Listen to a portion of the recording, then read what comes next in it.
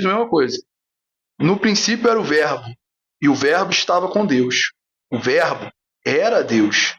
Ele estava no princípio com Deus, todas as coisas foram feitas por ele. E sem ele, nada que foi feito se fez. Aí lá no 14 vai falar: e o Verbo se fez carne, habitou entre nós, cheio de graça e de verdade.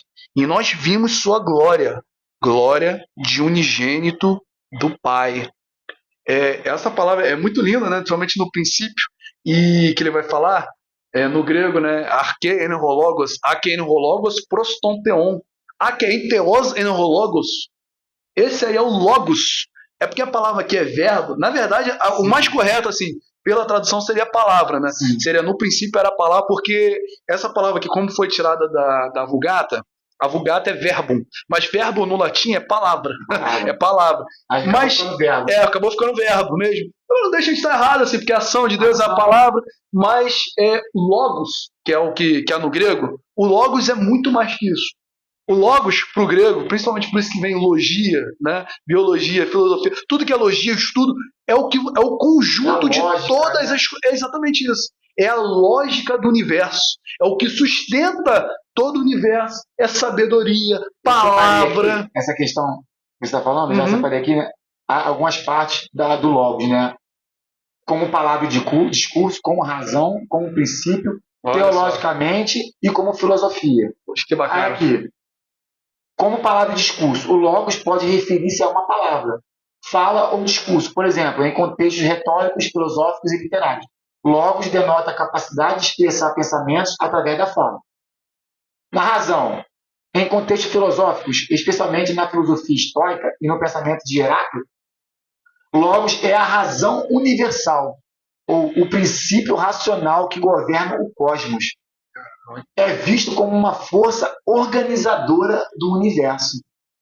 Aí, princípio. Logos também pode significar um princípio subjacente ou a razão de ser de algo. No pensamento platônico e aristotélico, logos pode representar a lógica ou o argumento em uma discussão. Que era o que eles estavam procurando. Muita gente queria esse princípio universal. Qual que é a razão do que eles estavam... A filosofia, né? Porque a gente tem que entender também, no tempo do Novo Testamento, até um pouco antes do Antigo Testamento, todo mundo era helênico, era a cultura helênica, a cultura brasileira. Então a filosofia era muito forte, e a cultura helênica trazia esse conceito do logos universal, queria entender. Aí João, ele traz isso. Foi escrito. Foi exatamente, foi escrito que assim, que o logos, que era de Deus, que era essa razão de Deus, mais uma vez a gente tentar trazer uma razão humana, que era da época da cultura, para entender. Paulo fazia isso muito também, Paulo fazia muito isso, a gente tentar entender a lógica de Deus, qual é a nossa pequena lógica limitada, para a gente entender essa lógica de Deus. E aqui é interessante que no 14 ele vai falar que o logos, ele tabernaculou entre nós. Quando ele se fez carne, significa que ele fez um tabernáculo para ele próprio. Ele fez o próprio tabernáculo deles. Então, aquilo que você via lá no passado, que era o tabernáculo sendo conduzido no deserto, tabernáculo móvel, ele se torna realidade. Realidade. Ele está uma realidade ali, que é o seu próprio corpo. Por isso que ele fala que o corpo dele é o templo. Porque é o templo que Deus está habitando, que o Deus vivo estaria habitando entre nós. Por causa do logos que tabernaculou. Por isso é Emmanuel em Mateus. Deus conosco.